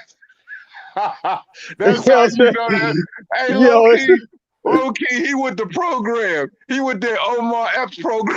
He with the Omar Epps movie program, like the big ass linebacker and shit. Low key, he with the program, but I ain't gonna say that. Anytime a nigga want to sign a provider at the actual, you know, deadline, every fucking time, and then you got Derek James talking about, oh, we use USADA. I bet you do, motherfucker. Look at that nigga nipples. Word up. That nigga hiding underneath rings like John Jones and shit. Yeah, this shit is stored in the nips, dog. Word. Bro, I'm trying to tell you, that nigga got contraband in the motherfucker. Word up, son. Yo, every flight, he got metal detectors going off with them shits. This nigga like, what, Mike? It's my nipples. Oh, man, word up, though. Yo, man, it's crazy, man. Yo, I'm just saying, man, these guys, man, they look, if they want respect, they got to get respect. You know what I'm saying? You know, where they're lacking. And what they're lacking in is the respect from the fight fans, because they are not fucking doing what they're supposed to be doing, man. We all agree on this shit. You gotta take chances, man. You can't just stay in one lane and expect to be the biggest fucking star. Like, hey Lisa, yeah. don't let it fool you, bro. Tank does not spar guys bigger than you. That nigga spars fucking half-pound bags of fucking lunch meat. That motherfucker was in the ring with a fucking bloated 147-pound Ivan fucking Redcat, who was a natural 126 to 130 pounder. This dude, fucking the only thing significant fucking Ivan Redcat has ever done in his fucking life is lose to fucking Tevin Farmer and lose to Danny Slow Garcia on his 147 debut. He literally just got to 147 while a fucking smelly nutsack, aka Ellie Setback, is trying to call this dude a 147 star. How is this dude a 147 star when he has 23 fucking wins, 5 losses, and 1 fucking draw? Got to 147 and caught an L, but you calling him a star, but fucking Terrence Crawford needs to find better opposition? What type of cracked out freaking Twilight Zone are we fucking living in? Somebody, look, I'm telling you, I'm on the first floor window right now, ready to fucking end it. Somebody better grab me before I fucking jump, because I swear to God, I'm about to jump out this first floor window and just end it all right now, because this is some bullshit. Don't do it, homie. I'll talk you down like Ali. I love you, brother. Man, I need to be talked down because when I'm sitting here and I'm literally looking with my own eyes at somebody trying to call Ivan Redcat a 147-pound star, I feel like, you know what I'm saying, you just literally stood in front of me and smacked me for no freaking reason, and I just did This nothing. nigga Red Cat look like Shaggy, bro. He look like Shaggy for real, for real. Bro, the nerve of the nerve. That is that, yo. I can't respect. I mean, it was sparring. You know, that's. I guess. Look, I guess this is their. This is what they call beating your ass nowadays. Because back then, you know, when Mike Tyson used to spar with Oliver McCall, and even back then, sparring was for real. Some of the guys didn't even wear no fucking headgear. Right now, these guys are sparring, and they're fucking putting 100% into this because you could tell, bro. Tank was really hitting this motherfucker with all he had, and he wasn't really doing nothing. Like the shots he was giving him, had it been someone else that was in training proper through this fucking bullshit, fucking make believe COVID shit, I'm telling you, bro. I'm telling you guys, like he would have been knocked out had it been someone else. But Tank, oh man, he even looked fat, bro. He had a gut and shit. Like you could see through the white tee. He had a gut, bro. Like, Man, you Jedi, know, it was bad, bro. It was bad. Like, yo, shout out to my man D-Town Blaster with the super chat. He said, y'all boys got them burners turned up today. Fire. You Hey. already know. You know how we do it, D-Town. Gotta cook. But yeah, man, Tank looked like he looked like a fat ass Baltimore Cabbage Patch Kid. Exactly what he looked like every time he stepped outside. I mean, this dude was doing his Cabbage Patch thing. He was in the ring hitting this dude with everything he had as far as uppercuts, the same as he was with Gamboa, and his power didn't translate. So if you're hitting Ivan Redcat with freaking everything and you're not dropping them and you're literally having to bludgeon this dude with your fist, hoping this man hit the ground, and people on the outside of the ropes are saying, that's enough, Tank, that's enough. But I didn't see a dude with his legs on noodles ready to go. I just seen a dude holding the ropes, just letting you freaking swing at him. It looked like he was trying to tire you out, basically. You know, everybody will always show the best side of sparring that they want to show, but they're not going to show their bad sides. And my whole thing is, look, no matter what you show in that video, Tank Davis, Gervonta, it's not going to look good because he is a 126 to 130 pound fighter,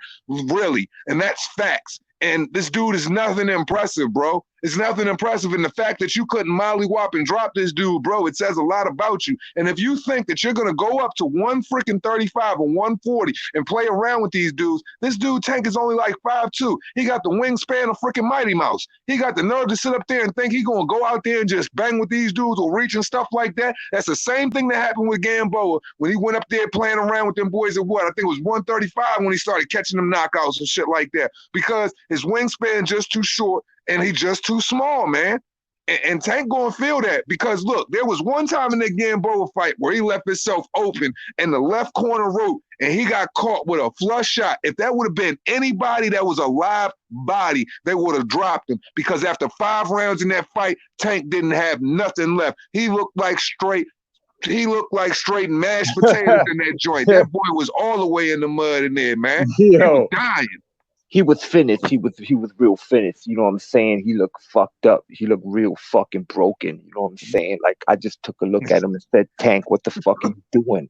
You really fucking this guy up. You know what I'm saying? You need to stop it right now before you catch a case. But it's all right though. The thing with this is that these guys are all pussies. You know what I'm saying? They're all pussies. These guys don't fight the way, you know, we used to fight. We're warriors. These guys are fucking businessmen.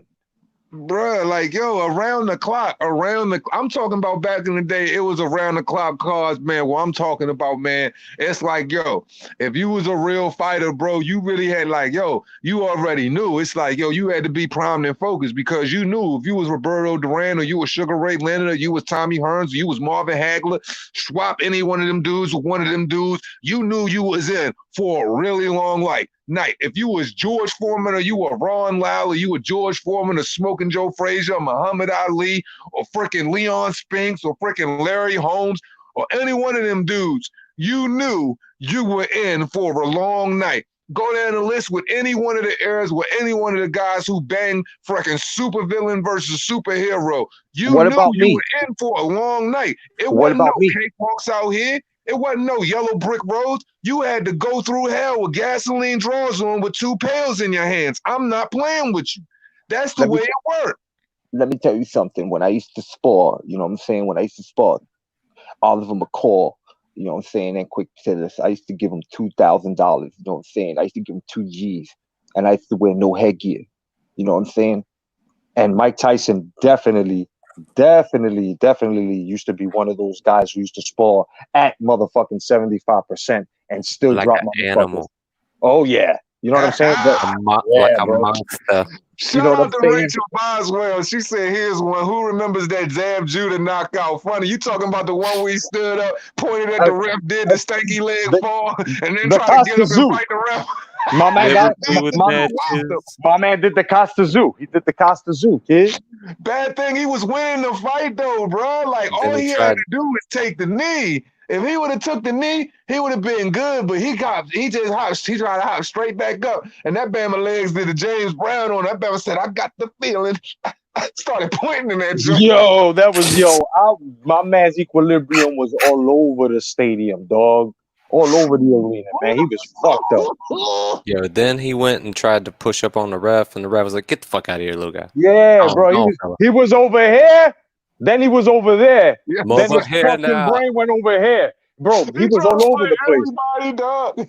Brooke, hey, that bad style came out that boy real quick. Bro, hell yeah, man. Yo, he tried to tell it was the ref's fault. My man, you got punched the fuck up. Your equilibrium was a fucking pogo ball at the moment. You couldn't catch any type of, and that's it, bro. You fell down pointing at the ref. Like if you had a conversation, you was catching up with this nigga an hour ago. Yo, that's one of them shots. That's one of them shots where your brain just go on vacation for a little bit, fam. So you don't know what your body doing. Your brain just go on vacation. Your leg just start doing all this wild shit. Bro, I thought he was stood up.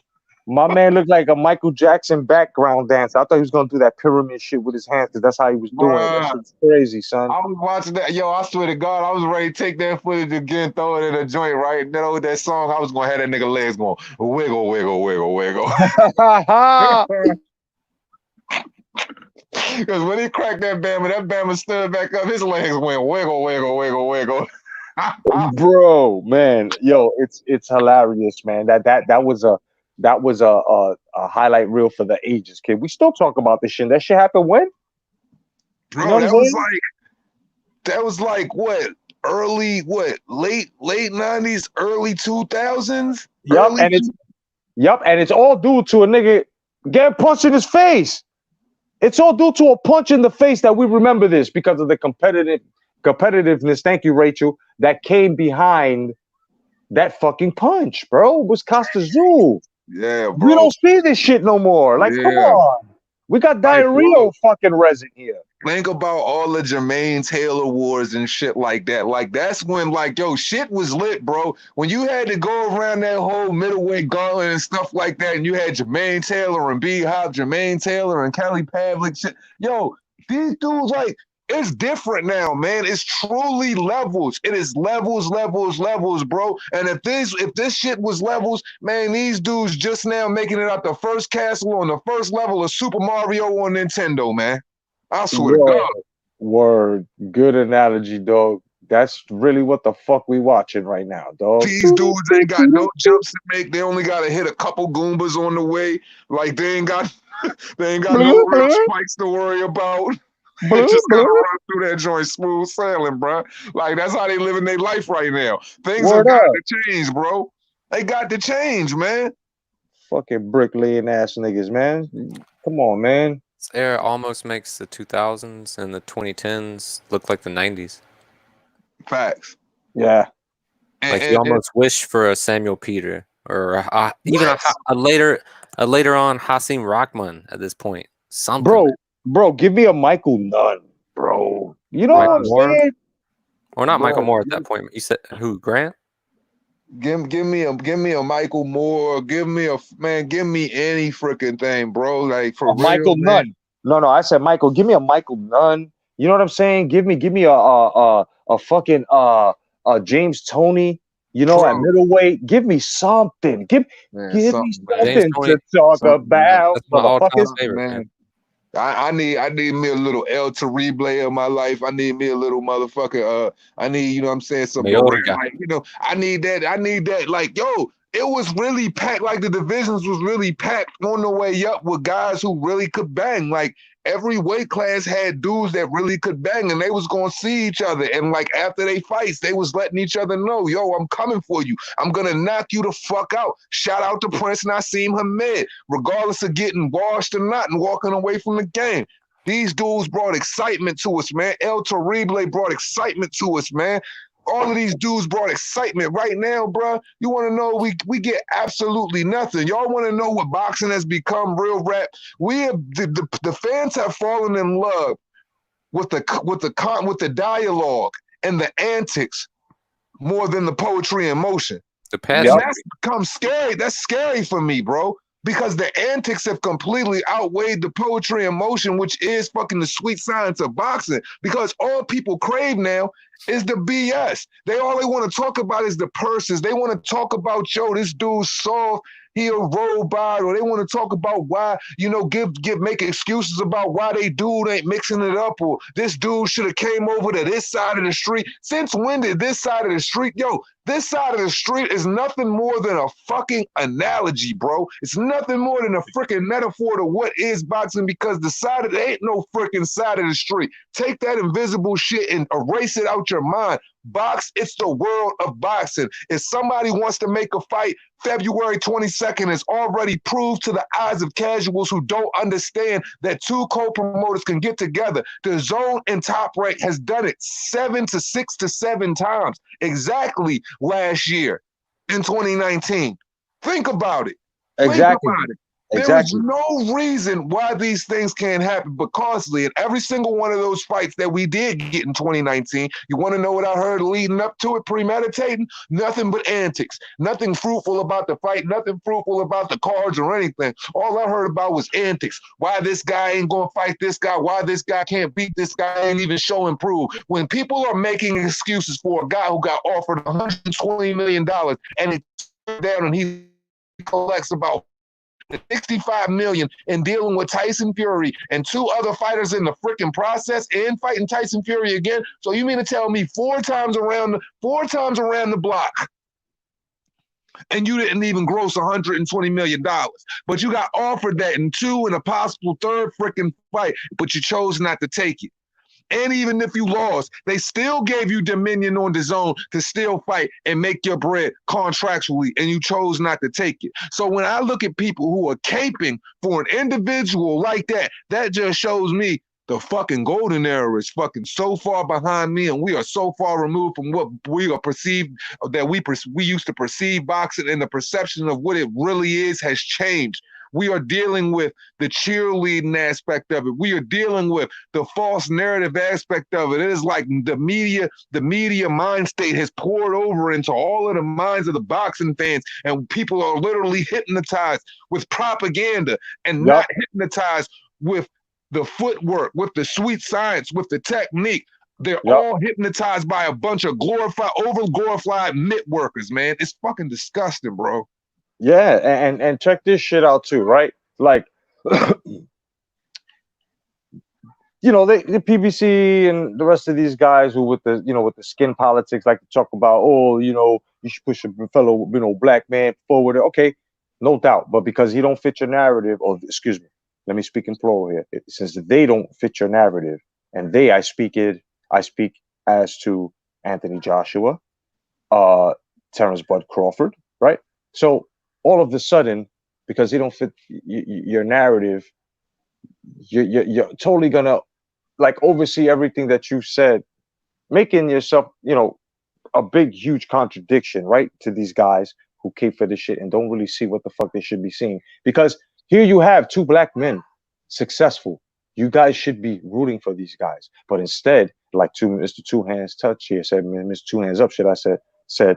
You know what I mean? You guys are with the propaganda. You guys are with the agenda as to it don't give a fuck. I don't care what he does. We're going to call out what other fighters do, not these guys. And these are the real black fighters, really. But yet, when we call out all of this shit as to Wilder being incomplete and Joshua being a complete fighter, 3 belts showed it and his resume showed it. Even with the facts, you guys still ignore this shit, right? So it's all a myth as to people wanting to back up any type of racial tone in boxing. Because I've said it, and other guys have said it way before me. And rest in peace, Bert Sugar. And he, you know what I'm saying? You know what I'm saying? They said this. He said, boxing has no color. The only colors that boxing has are the belt, the color of the belt, and the blood they bleed. That's right. You know what I'm saying? Now, if you look at the WBC, and which is being very fucking racially toned right now, real stupid with that bullshit fucking leftist agenda. If you take a look at their belt, they're contradicting themselves. As a matter of fact, if you take a look at all their belts, all their little trinkets, you can see that there are flags representing every nation from around the fucking world on there. Why is it now that only certain fighters are being pushed, and there's a lot of mechanisms as to fuckeries and agendas and propaganda machines pushed behind these guys, right? But yet we're supposed to, right, you guys are really, really pushing the black fighters, but you're pushing the wrong one. You're pushing the one that's lying to you. You're pushing the one that's part of that propaganda machine that's hooked up to this guy to take your money in order for you to shit on the sport to make it to what it turned into today, right?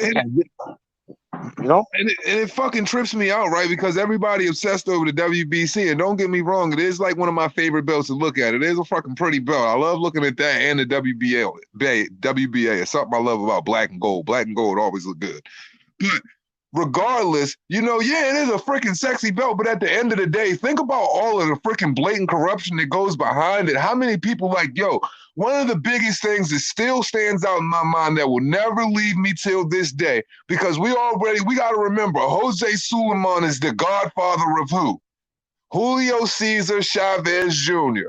Who had the WBC belt? Sergio Martinez. Who did they strip?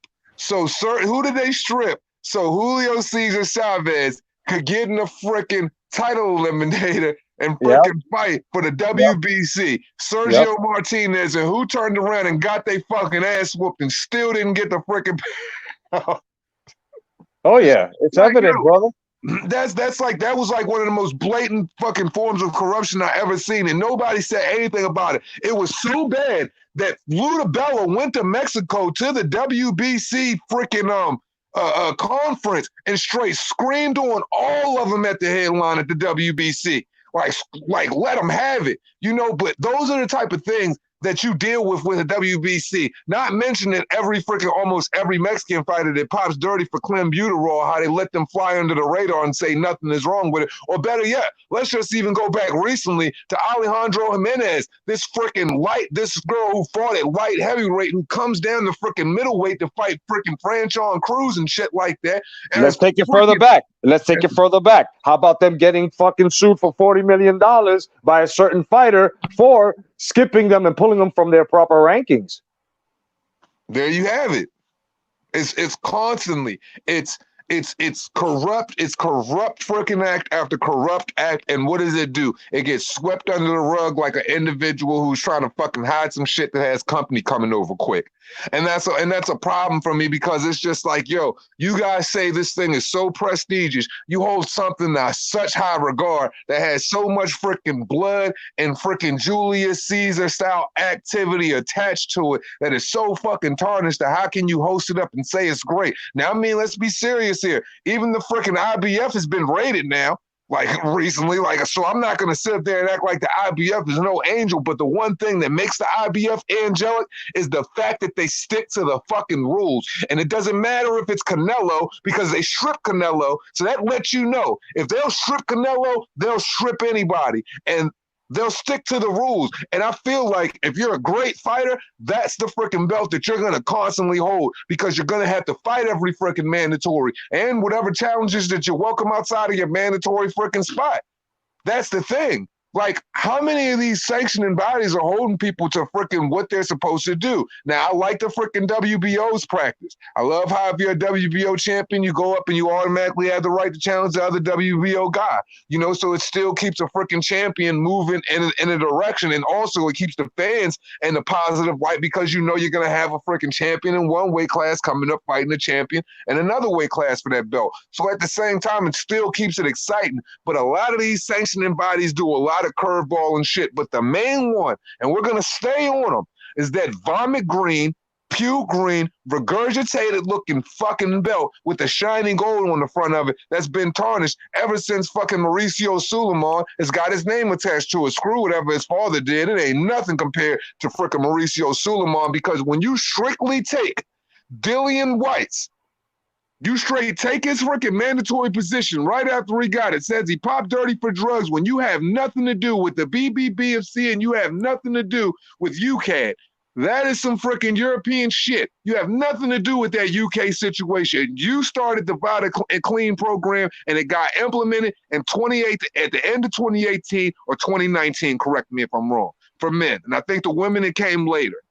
So when you know that you're working with Vita and you know that Vita is your so-called fucking gold standard or whatever, how can you strip Dillian White and then right after you strip him, you automatically just say, hey, he's already fighting Tyson Fury. They're already working on the contractual, working out the particulars. And you say, hey, Tyson Fury is mandatory. So you could do what? So you could buy Deontay more time so he could fight Tyson freaking Fury. And you put Dillian White on the back burner until 2021. And it's come down to the fact where that man has had to fucking sue your motherfucking ass off just to get you to respond properly. Now, it just, yo, if the corruption don't know no bounds, I don't know what does. And for people to not freaking point these things out and say shit to them, because, oh yeah, people were on Mauricio Suleiman hard at first, right? But then he goes to Twitter and says, oh, I might have to find out and take legal action if people keep harassing me and coming at my family like this about this situation with Dillian White. I might be forced to act in a certain way. No, motherfucker, you wrong. How are you going to threaten Dillian White freaking in 2019 when you're wrong about the injustices done to him?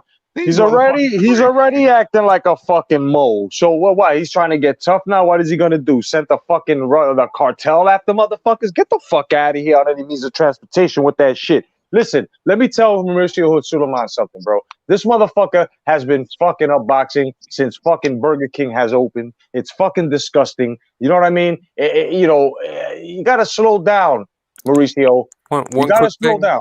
Yeah. One quick thing about the Suleimans. This ain't just like one dude fucking up a position. Like, this is a bloodline type thing. Like, they're trying, it ain't gonna end with him. His son's probably gonna take it over and it's gonna become some weird dynasty of control and shit. Well, his father was this the is long-standing president, right? Yeah, that, you know, may he rest, you know, the good guy. You know, this guy, this is exactly what he was the reason why, bro. He was one of the major reasons why, besides the champions that have held that title, that it was prestigious, bro. This guy kept it on the books. He kept it clean, bro. The ranking system, everything. That's why the WBC was known as the fucking belt. Now you come into this fucking era and you got trinkets and duplicates of it, bro. Like fucking Predator 1, 2, 3, 4, fucking Terminator 1, 2, 3, 4. Like, stop remaking shit, bro. It's like 90s action films and they just fucking keep remaking them shits, man. It's yeah. So he wasn't literally. So he's not anything like his father. No, he's nothing. He's nothing like Senior was, bro. Yo, when Senior passed away, bro, old fight fans felt that shit, bro. You know what I'm saying? Because we were like, oh man, what's next now? Bro, every fucking time a situation comes up where a fighter is supposed to be done a certain way and it is against what the freaking WBC's, whatever the WBC's agenda is, you better believe a new fucking belt is going to come out. Whether it's a freaking diamond, whether it's a Mayan, whether it's a freaking silver, whether it's a freaking Europe, whether it's an international, whether it's a fucking regional, whether it's a goddamn shit. Intercontinental.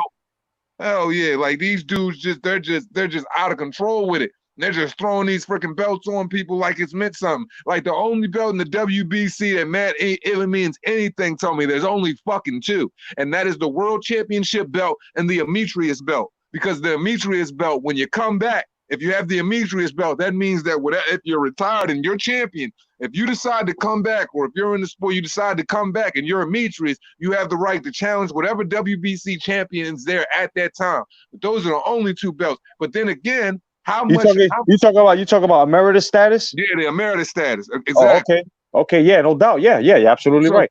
But then, you know, how much rank does Emeritus, how much does Emeritus really?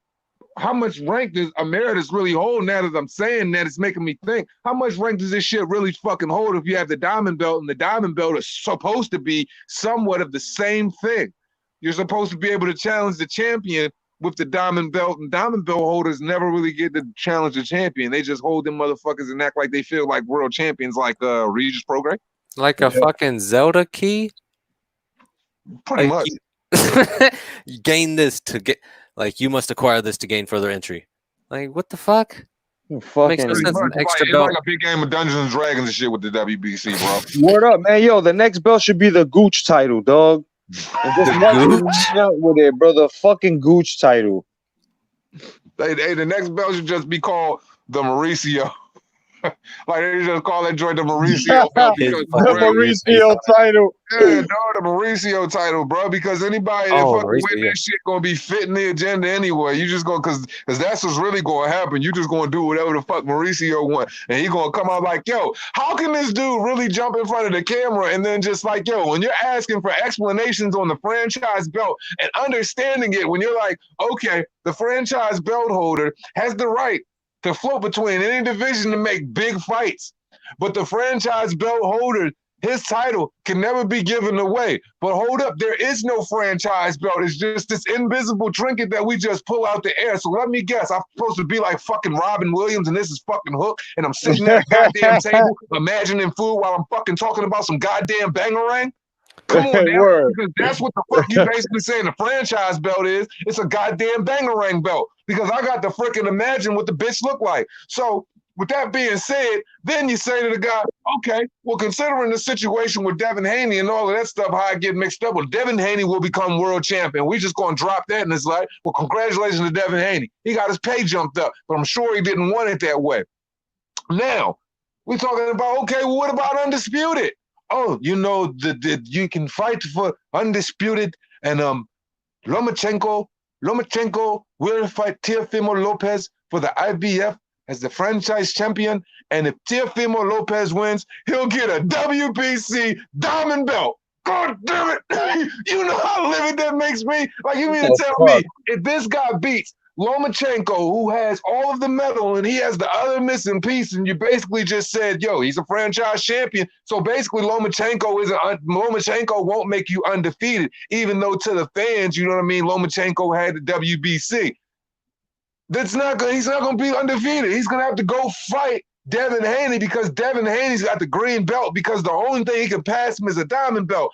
I'm sorry, but if that's the case, when I'm beating up Lomachenko, I'm beating up, if that's the case, I'm not beating up Lomachenko with any thoughts of I'm undisputed. I'm beating him up with the thoughts of I'm becoming a unified champion. Now I'm about to take this over to Devin Haney and beat him for his because basically the WBC done screwed all of that up. You can't make the franchise belt make sense even if you try. Because if you put 2 + 2, it's supposed to equal 4, not 7, not 5. Because that's what that is. And not 22. It's just madness, the stuff they creating, bro. And it's just like, yo, like poor Teofimo, man. Like, I'm just like, yo, y'all boys is doing y'all young prospects turned champions is doing everything y'all can do. I can't be mad at Devin Haney because he did everything to get the Lomachenko, and Bob Arum wanted to avoid a fucking purse bid, so he made him a franchise belt holder because he didn't want to lose to the Zone. Ridiculous. Then I can't be mad at Teofimo. Teofimo knocks out Comey, does what he does, goes against a tough opponent in Nagatani, does what he's supposed to do against him, regardless of whether people hated on it or not, still freaking won every round. And I'm just looking at it like, yo, everything that these kids are fighting for is just getting puffed up in smoke right in front of their face. And then they got all of these questions. They get no answers, and it's basically like, okay, well, at this turn, now we're going to have to fight this dude and figure out how we're going to work out these politics. Because in the midst of trying to fight all of these guys, there are a bunch of politics that are going to go in the freaking middle, man. And it just don't make no sense to me. Help a franchise belt make sense to me for a guy who can't even fill out an arena. Franchise means you the one, you the marquee guy. You're the franchise. You're the guy who sells out. Lomachenko don't sell out no seats with a superior talent. That is But a fact. let's get one thing straight though, guys. Hold on. See, because everybody's fooled by just these fucking words, which are illusions. Johnny boy, you over here now, huh? All right, check it out. This shit is ridiculous. Since when has the WBC, a sanctioning body, become a franchise? Since when? Since when? Since when has boxing ever become franchised? Since when? What the fuck are these fucking morons talking about franchise? Is this It's a team sport? it's a fucking illusion. These guys don't have any official license out there for themselves, like let's say NBA, NHL, or MLB. No gear, no nothing. There's nothing under boxing. Only fighters themselves. This is why they're able to capitalize on themselves. They got Mike Tyson wear, Sugar Ray Leonard gear. Just like Jordan got his. You don't see anything else under boxing as to NBA official license gear or anything. You don't see no Boxing World Association, nothing. So what the fuck? So what the fuck are they talking about franchise? It's just another excuse to make a fucking mayonnaise jar with straps, bro. That's exactly what it is. Complete fucking bullshit, man. They create whatever they want to try to fucking curb the fact that, it ain't fitting with their agenda. And that's completely what they did. And it's basically because they say this whole franchise champion thing is a thing that people are supposed to go along with it. Absolutely not. Now, you know what I mean? I just can't get with all of these fucking theories. I'm like, franchise? This ain't a fucking team sport. Like, y'all motherfuckers don't have no lights. Y'all do everything is corrupt. It's like, who y'all fucking fooling, man? And anybody that believe in that shit, they did wrong. They did wrong. Yup, and them niggas can't even dare to say fuck what we heard, because ain't none of us fucking with any types of dicks in our ears either. You know what I'm saying? We ain't trying to hear none of that shit, son. Like we don't see the shit you're pulling. Like you put on a wig and all of a sudden you're a fucking woman. Get the fuck out of here, bro. You guys are fucking fake, bro. The WBC, I call them the What Boxing Commission, because that's exactly what they are, bro. They're a fucking commission, bro. There's a difference. You don't believe me? Whoever wants to fucking argue with me, you fucking diaper wearing ass niggas, I will wipe my ass with your life, bro. Understand? Look in the fucking dictionary. Look in the fucking dictionary. It says, look at the difference. Commission and franchise. Totally different. Where the fuck do these guys get off calling themselves a franchise, man? It's fucking out of control, and just like I fucking just wrote in the fucking chat for the fucking live stream, man. I'm like, boxing has become the fucking Matrix, and I'm fucking Neo. I'm on their fucking head, bro. I'm fucking sick of this shit. I'm fucking red pilled the fuck up. I'm tired of these motherfucking blue pill fucking taking ass bastards that's fucking just that's riding along with this fucking illusion and just happy they're living in these fucking lucid fucking dreams, man. Like, fuck that, man. Disconnect, man, and let's get back to the real. Let's get back to blood splattering on the shoulders of the fucking fans. Let's get back to like real fucking wars. Let's get back to true exhaustion. Let's get back to seventh, eighth round mouthpieces into the crowd. Let's get fucking back to mouthpiece being knocked out. Let's get back to fucking coaches screaming in people's fucking faces, telling them it's fucking real. So you know what I mean? They can go out and fucking perform in the fucking 12th round and get a knockout like freaking Diego Corrales versus Luis Castillo after he spit the mouthpiece out. Get it? You gotta get it fucking done now, kid. That's what boxing has to do. We gotta get it fucking done now, kid, because it's not getting done. And shit has got to change, man. So on that note, man, I'm ready to close this shit out, man, and just say this, man. I want everybody to get a final thought, man, before I hit them with my shit. Like, if we want fucking boxing to change, we got to start being the fucking beacon of like what boxing need to be. We can talk all this shit in the world, but if we don't fucking start taking money out of the pockets of the people that don't appreciate it, if we don't start applying pressure on these freaking social media outlets, not while we on there, if we don't start letting people know in one accord what's really going on in the sport, what's really going on with these punk ass promoters, et cetera, we are not going to get the fight, because until they see an influx of empty seats, until they see an influx of disgruntled fans that's tired of the freaking bullshit, it's not going to stop, because Eddie can't keep throwing millions and millions and millions of dollars at the other side and trying to get them to freaking fight when the money ain't even the freaking enough to get them to come over. That means we got to take money out of certain promotional outfits' mouths to make them come over. So at the end of the day, man, look, man, boxing is becoming a fucking sinking ship, man, and we need to fucking get some buoyancy out this motherfucker, man. We need to do something, bro. So Totally agree. everybody, man, y'all give y'all boys y'all final thoughts, man. Boxing got me heated right now, man. No, I feel you, man. Before I sign off, I just wanted to say peace to everybody. God bless y'all, man. Y'all need to stay vigilant. And remember, you know who the fuck I am, and you know what the fuck it should be within the sport of boxing. God bless, stay vigilant. Mr. Two Hands, the Reaper, my brother. My man. Thank you. My man, Jay Blues. Take it easy, bro. No doubt, man. Peace, y'all. Appreciate you coming through, Boxing Jedi, man. You welcome anytime for the pull-up, brother, man. No Always a doubt. pleasure to have you, bro. Thank you, bro. Thank you for having me, man. Much respect, man. And remember, man, if you ain't subscribed to fucking Mr. Two Hands Up, you a bitch ass nigga. Peace, brother. Peace, man. Peace, brother. All right, Two Hands. Thank you for having me, man. All I gotta say is pretty much the death-defying leaps of madness need to come back. Like, that's what makes a legend. That's what makes a star. That's what makes a real watchable fighter. That's why I watch boxing. I mean, I love the technical fighters. I love getting deep, but that's what brings it to you is the death-defying leaps of fucking craziness and shit. On that note, I'll catch you later, man. Take it easy, All right, bro. Jay, be easy. See you on the next one. Hey, look, man. Hey, man. And as always, man. Look, man. I got the greatest motherfucking subscribers in the world, man. Look, don't nobody motherfucking keep me on my toes like y'all do. Y'all already know, man. When I'm in the motherfucking building, man, it's fucking grilling season, man. Barbecue on deck. I got my seasoning. I got my spatula, and I got the knives on deck, motherfuckers. I got the knives, bitches. Two Hand got the knives. That was scissor hand on these hoes. Either way, man, as always, the only thing that I can fucking say to you guys is, man, we got to continue to fucking honor the game, man. We got to be realistic with the progress that fucking other sports are making, and we got to be realistic about the fucking progress boxing isn't. So, man, look, man, I hope motherfuckers start to turn up. I'm going to keep ranting. I'm going to keep bitching how I bitch. As long as these motherfuckers ain't doing their shit, hopefully these motherfuckers get tired of Two Hands being in their ear and they turn up and fight somebody. And if they don't, I'm just going to keep depending on those people that are fighting people, man. And I'm going to just continue to disregard these corny motherfuckers, and we're going to continue to kill them with these videos and these live streams. So y'all already know what the fuck it is. As we always say at the end of this shit, it costs you nothing to pay a crackhead, fanboy, fuckboy, fraudulent ass, flawed ass, flogging ass, fanboy ass, non-relevant ass, bitch ass, half-ass, midget ass, hobbit ass, fake fanboy ass nigga, no mind. Respect though. I don't even know how I spit all that shit out, but I did it though. Ah!